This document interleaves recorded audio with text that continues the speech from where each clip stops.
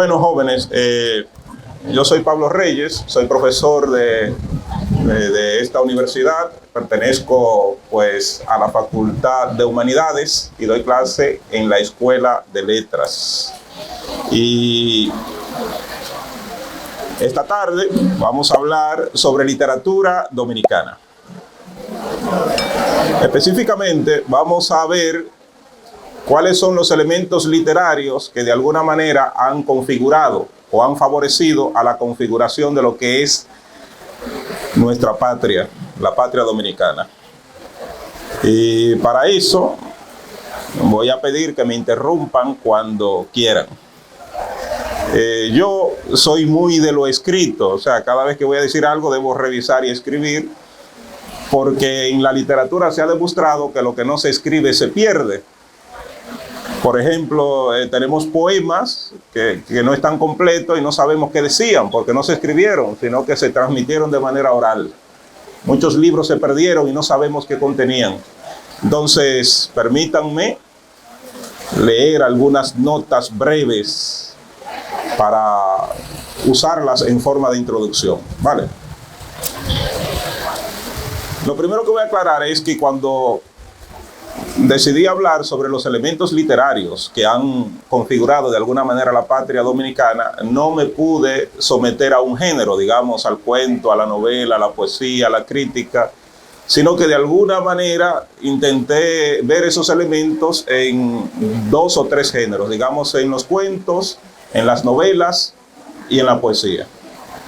También debo aclarar que de esos géneros, el que más se ha trabajado en nuestro país hasta hoy es la poesía. Eso tiene su explicación histórica y si les interesa la podemos ver más adelante. En sentido general, puedo decir que la literatura patriótica, como le llamamos a esta, se inserta dentro de lo que es la literatura de independencia, ese tipo de literatura que permeó toda Hispanoamérica desde el llamado descubrimiento por los españoles. Y esa literatura pues comienza a producirse nada más y nada menos que en el siglo XIX, ¿no? Quizá alguna en el siglo XVIII, pero tiene su auge en el siglo XIX y le debe mucho al movimiento filosófico de la Ilustración, ¿no? A ese movimiento que ustedes conocen bien. El trípode de este tipo de literatura era buscar la libertad del hombre, el desarrollo de un ideario basado en leyes y como eje temático trabajaba la patria. Por eso, si ustedes revisan, por ejemplo, los escritos de, digamos, Simón Bolívar, de Teresa de Mier, de Andrés Bello, de Joaquín Fernández de Lizardi, todos sus escritos iban encaminados a fortalecer la idea de libertad y bajo el eje temático de lo que es la patria. Vale.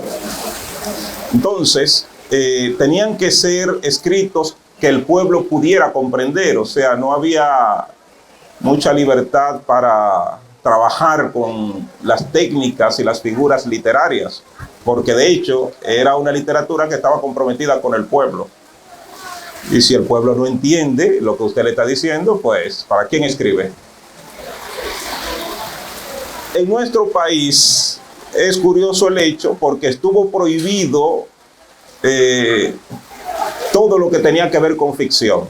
O sea, cuando llegan aquí los españoles y los reyes quieren instaurar una forma de pensar aquí que esté supeditada solo por ello, prohíben la lectura de obras de ficción, dígase de novelas, de cuentos.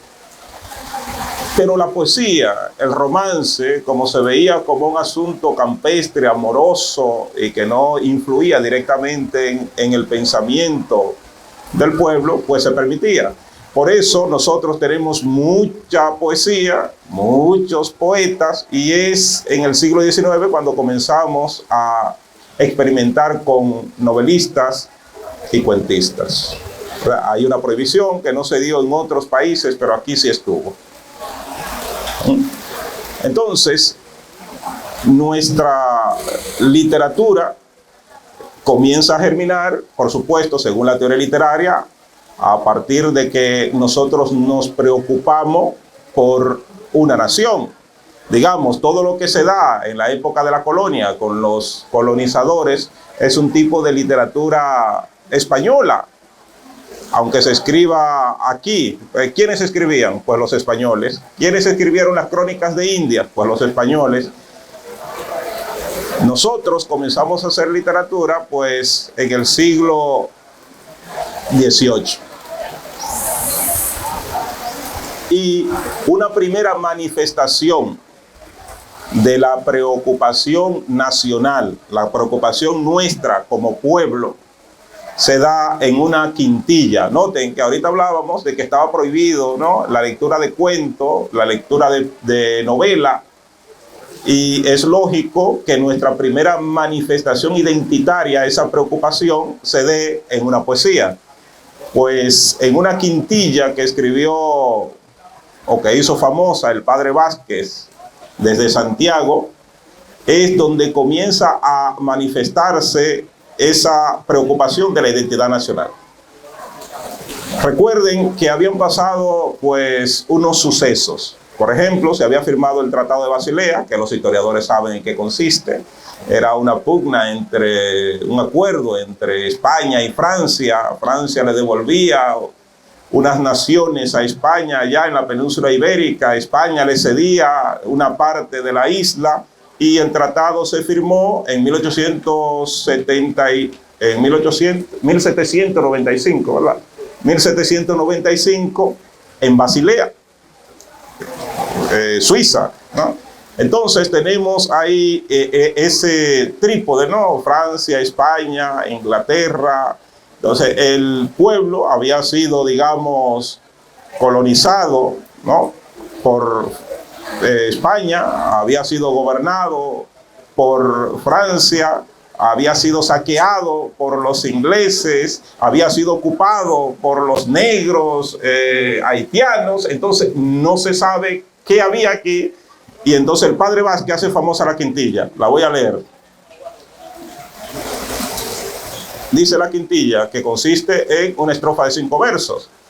Ayer español nací, a la tarde fui francés, en la noche etíope fui, hoy dicen que soy inglés, no sé qué será de mí. Anoten: español, francés, inglés, etíope y el último grito de impotencia: no sé qué será de mí mañana. Eso sucede en el 1795. Estamos hablando de que sucede antes de la independencia nacional. Y recuerden que si hablamos de una literatura nacional, ¿de dónde tenemos que partir? De la independencia. O sea, si no hay independencia y no hay pueblo establecido con leyes y todo eso, pues entonces no hay una literatura nacional, ¿no? De manera que estos versos son la introducción a lo que será la preocupación identitaria en toda la literatura dominicana. Ahora, nace la independencia y nuestros patriotas, ¿qué escriben? ¿Qué escribía Duarte? Escribía poemas. ¿Qué escribían los allegados a Duarte? Pues escribían poemas. Estamos hablando de 1844. Luego viene la anexión, viene la restauración. Entonces todos esos sucesos van a ir permeando un tipo de literatura que apunta hacia la identidad. ¿Y qué era lo que tenía esta literatura? Bueno, pues en toda ella se cuentan historias patrias. En toda ella hay una preocupación por la libertad de pensamiento del hombre. Y en toda ella hay una preocupación por la idea de nación. En ese sentido, nuestro primer trípode literario que de manera clara defiende ese trípode es una novela que todos ustedes conocen. ¿Cómo se llama? Rufinito. Es una trilogía, ¿no? Tiene 2 nombres más, ¿no? Rufinito, Alma Dominicana, Guanuma. Los personajes de esta novela son nuestros héroes patrios, lo que conocemos como héroes patrios, ¿no? Juan Pablo Duarte, Y por supuesto, los personajes que se oponen a que el héroe cumpla su objetivo en estas novelas también son los personajes que se opusieron a nuestros héroes patrios. De alguna manera, aunque es una historia de ficción, está narrada con personajes nacionales que nosotros conocemos. Claro, el autor aclara, es una historia de ficción. No están los hechos como sucedieron, pero están como pudieron suceder. Vale. Ahora, como dije al principio, este tipo de literatura estaba dirigida a la conciencia del pueblo. No hay una intención de trabajar con la última técnica literaria, lo que de alguna manera la va a debilitar. Por ejemplo, si usted revisa el canon de la literatura dominicana hoy, no entra Rufinito como nuestra mejor novela. Se va a dar un salto para que aparezca, digamos, un personaje un poquito más despreocupado por el panorama, digamos, realista nacional, y que mezcle pues esa idea del realismo con lo último en la época en técnica literaria, y vamos a tener una novela que por mucho tiempo ha sido considerada como nuestra obra universal, digamos, Enriquillo. ¿Saben quién escribió Enriquillo? No se preocupen, que Eulogio sabe. Manuel de Jesús Galván. Entonces, ahí tenemos una novela impresionante, ¿no?, que mezcla técnica, lo último en la técnica, y hay una preocupación también nacional, ¿no?, de identidad. Por supuesto, si la leemos vamos a ver ciertas contradicciones que eran típicas para la época. No podía Manuel de Jesús Galván escapar de ellas. Pero ya aquí sí hay, digamos, un trabajo de conciencia que es tanto artístico como realista, con una preocupación identitaria. Ahora bien, es una novela. Nosotros tenemos pocos novelistas. Recuerden que eso estaba prohibido. No tenemos una tradición de novelistas, pero sí de poetas. Entonces, habría que pensar lo que sucedió en poesía, que ahí sí, con conciencia pura, hay una búsqueda que rompe con todo lo que ata. Y el trípode hombre con pensamiento libre, patria, libertad, está en todos nuestros movimientos literarios. Por ejemplo, el movimiento que ustedes más conocen es el postumismo, que surge efectivamente en un momento en que la patria está siendo amenazada.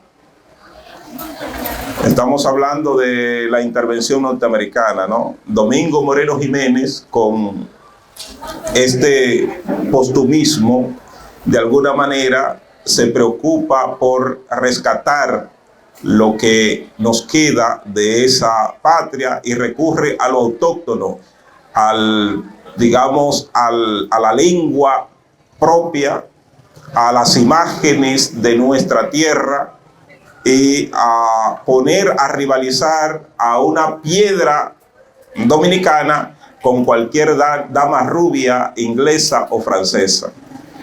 Una característica del postumismo es que como personajes de su poesía utiliza a cualquier personaje dominicano, no importa lo insignificante, entre comillas, que sea. Porque para ellos cualquier palabra, si es autóctona, si es nuestra, puede ser poética si está bien utilizada.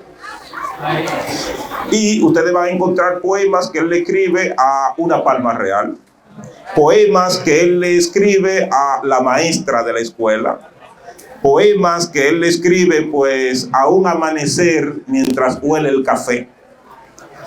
Entonces, esos elementos que son muy nuestros, es lo que van a introducirse en nuestra poesía, en nosotros. El pueblo va a leer esos poemas y de alguna manera se va a afianzar la idea de identidad que tenemos, que estaba amenazada por la intervención norteamericana. Si seguimos esa línea, cuando aparece la poesía sorprendida, pues es lo mismo. Los poetas sorprendidos tienen el pensamiento de que deben partir de lo nacional para dialogar con lo universal. Recuerden que antes pues era muy al revés, ¿no? Antes nosotros mirábamos hacia afuera para imitarlo aquí. ¿O no recuerdan eso? No, ese estudió en España, ese estudió en Francia, ese estudió en Inglaterra, ese tiene que ser bueno. Bueno, pues hubo un giro artístico. Rubén Darío fue el primero en experimentar ese giro artístico. Él dijo, bueno, siempre hemos mirado a España, siempre hemos mirado a Europa. Europa alguna vez ha mirado a nosotros con la intención de aprender. Pues los sorprendidos tenían la idea de partir de elementos nacionales para ponerlos a dialogar con todo lo que se estaba haciendo universalmente en poesía. Y si ustedes revisan de manera breve la poesía de Franklin Mieses Burgos, que se llama Esta canción estaba tirada por el suelo, pues es simplemente la canción nacional, la poesía nacional que está tirada por el suelo, que nadie le hace caso, que él la toma, construye su canto con ella y se la ofrece al mundo. Así crearon ellos la idea de identidad y defendieron la idea de patria. Bueno, y en cuento, ¿qué tenemos? Nosotros tenemos pocos cuentistas que sean reconocidos internacionalmente, pero todos ustedes conocen a Juan Bosch. ¿No es así? Podemos decir que los cuentos de Juan Bosch tienen una preocupación identitaria. ¿Sí o no? ¿Sí o no? Sí. Bueno, pues sí. No todos, pero sí la mayoría. Además de que el momento en que escribe Juan Bosch es un momento importantísimo en Hispanoamérica y de alguna manera compartían ese eje temático, ¿no? Ustedes leyeron también a Quiroga, leyeron a Kipling, leyeron a Juan Bosch, leyeron a Chekhov, que son de nacionalidades distintas, pero las técnicas que utilizan es básicamente muy parecida, ¿no? Entonces, Juan Bosch en su cuentística quizá fue quien le dio ese impulso grandioso que había comenzado allá con Rufinito, que había seguido Fabio Fiallo con sus cuentos, incluso César Nicolás Penson. Pero en Juan Bosch tenemos a un personaje que se dedicó a trabajar la literatura en sí, a trabajar la técnica, que creó un catálogo de cómo debe trabajar el buen cuentista, qué elementos debe tener un buen cuento, y lo llevó a la práctica. Y en cada uno de esos personajes nosotros vemos al personaje sencillo dominicano, ya sea amenazado por la naturaleza, ya sea amenazado por la fuerza pública que debería defenderlo, o ya sea imbuido en algo que se llama revolución, intentando producir el cambio. Y ese cambio es el otro elemento de identidad que se va a mezclar a todo lo que hemos dicho en la literatura de los años 60. Si ustedes revisan cualquier novela, cualquier cuento de los años 60, va a haber una preocupación revolucionaria. Tiene su explicación en que habíamos vivido una tiranía, no queríamos otra. Entonces los escritores, con esa huella dentro, comienzan a trabajar en ese orden. El cuento que se preocupa por la idea de patria es escaso. Si ustedes revisan nuestra literatura, es bastante escaso. En un rastreo que por orden de eulogio tuve que hacer, encontré 2 antologías importantísimas por si les interesa algún día hacer una tesis, trabajar o simplemente divertirse leyendo esto. Miren, esta antología, que es del año 1969 y que solo está en el Archivo General de la Nación y bueno, no, esta en realidad la secuestré, pero bueno.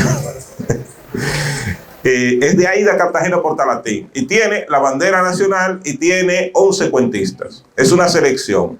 Cada uno de estos cuentistas tiene 2 cuentos aquí y uno de esos cuentos está dedicado a la patria.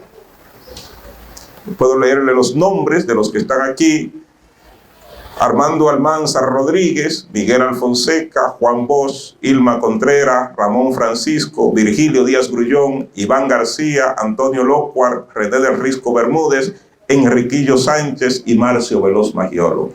Todos son maestros del cuento dominicano, algunos muertos y otros todavía produciendo.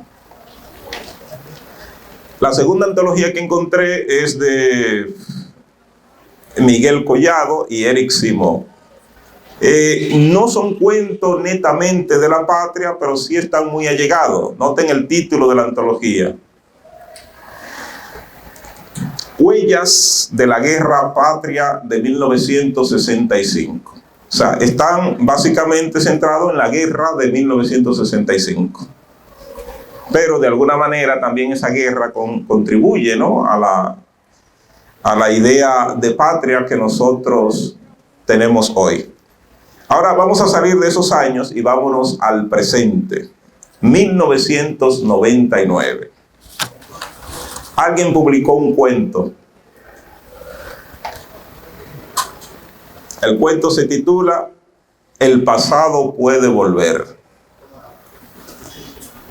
Yo leí ese cuento unas 8 veces porque me gusta y es breve, pero hay parte que no entiendo, así que si lo van a leer les aconsejo que busquen a alguien que domine el creol, porque el experimento que hizo el tipo tiene casi la mitad del cuento en creol. Básicamente la historia de una joven haitiana que está dando a luz aquí. La atiende una doctora dominicana que pide la ayuda de un cardiólogo haitiano que también está aquí. Pero cuando el cardiólogo va donde la chica a atenderla, en lugar de atenderla, empieza a denigrarla. La joven no sabe qué hacer porque la chica habla en creol y el único que domina el creol es el doctor que ella ha llamado para que le ayude precisamente por eso. Finalmente termina ella... Bueno, déjame leer. Finalmente termina ella diciendo: ¿qué será lo que le ocurre a este cretino maldito del diablo? Y se encarga de la muchacha. Aquí hay una mezcla de lo que hemos visto. Ella le habla al chico en inglés y él le contesta en un inglés malo. Y entonces el chico le habla a la chica en creol y ella en creol, pero la doctora no entiende nada. No sé qué mensaje querrá dar, ¿no?, el narrador ahí. Y curiosamente, el cuento tiene un epígrafe que dice San Cristóbal, 26 de enero. San Cristóbal, 26 de enero, 1999. ¿Qué pasó el 26 de enero? ¿Qué pasó? Nació Duarte el 26 de enero. ¿Y qué pasó un día como hoy, hace 180 años en San Cristóbal? Se firmó la Constitución, ¿no fue? Entonces yo creo que el mensaje está claro ahí, no sé. Este autor es joven, yo sé que ustedes lo conocen, se llama Gerardo Castillo. Y el libro de cuentos se llama Entre Dragones, así que si lo ven por ahí, ya ustedes saben. Parece que a ese autor le gustan esos temas porque también encontré un cuento que se llama De cara al sol, pero este, más que patriótico, es un cuento que tiene que ver con el asesinato o la muerte, depende de cómo ustedes quieran verlo, de, ¿cómo se llama el señor ese que mató a Lilis? De Ramón Cáceres. No se me enoje, boludo. El asesinato de Ramón Cáceres, ¿no? Claro, por supuesto, no es una repetición de la historia, sino que él recurre a la ficción para recrear ese momento. Metafóricamente, cuando Mon Cáceres recibe el último disparo, una bandada de aves sale de un árbol grande y él entiende que en el vuelo de esa bandada también él era libre. Entonces empieza a recordar a su madre y muere. El cuento es una especie de regresión, ¿no? Como la búsqueda de mi identidad y de mi libertad está en una vuelta hacia atrás, en pensar en mis orígenes para poder mantener, pues, esa idea del origen y que no se pierda en el tiempo. Por eso el otro cuento se llamaba El pasado puede volver. Hay que cuidarse de que el pasado vuelva entendiéndolo a partir del presente, ¿no? Y evitando ciertas cosas. Más o menos esa es la idea que se trabaja, y creo que los últimos 2 cuentos tienen bastante claridad, bastante dominio de la técnica y están hechos como literatura en sí, no como, digamos, entre comillas, una especie de panfleto para dirigir a un pueblo. Tampoco recrean de manera directa lo que sucedió y nada más, sino que se siente el alma del artista en ello, que es lo que se busca en literatura, ¿no? Porque de nada sirve que usted recree un hecho histórico si yo lo puedo leer en un libro de historia. Ahora, ¿cuál es el elemento diferente que yo voy a sentir en este cuento, en esta poesía, en esta novela? Eso tiene que ver mucho con el alma del artista, que se sienta esa alma. Bien, entonces creo que la literatura patria va por ahí. No se ha trabajado la literatura patria como un tema acabado.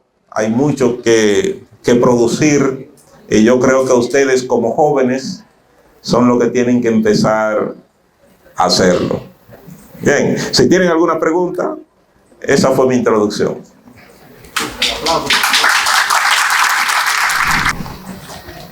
Muy bueno, profesor. Profesor, una pregunta. ¿Usted cree que la escasez de que hay pocas novelas o poemas o literaturas o poesías que no sean referentes a mención a la patria, ¿usted cree que eso se debe a que naturalmente la nación de la República Dominicana se lleva más de la influencia extranjera que pensar más en nosotros? Porque siempre como usted dijo, al principio fueron los españoles que influyeron eso aquí, luego fueron diferentes países, pero por eso creo que por la influencia extranjera que se llevan más de ella, hay escasez de literaturas en la mención a la patria. ¿Usted cree que eso es por eso? ¿Y ese joven es estudiante de eulogio? Los míos son de medicina, pero no son de literatura. Es de educación física. De educación física. Yo estoy buscando una pregunta así en los estudiantes de literatura, que hagan ese tipo de preguntas. Claro, con falta de aplauso por la pregunta.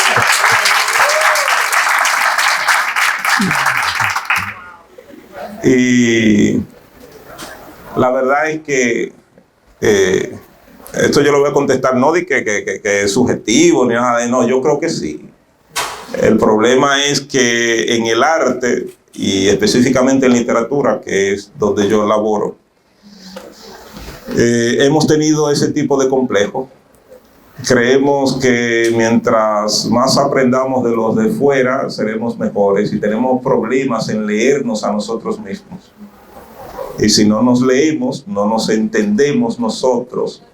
Somos islas, cada uno va buscando su estilo de fuera para ser el mejor. Y eso nos hace crecer también en el ego. No, tú no entiendes eso porque es una técnica que yo aprendí en Alemania. Y tenemos ese problema, sí. De hecho, siempre buscamos un premio internacional. Ya casi nadie busca un premio nacional. Bien, fuerte el aplauso.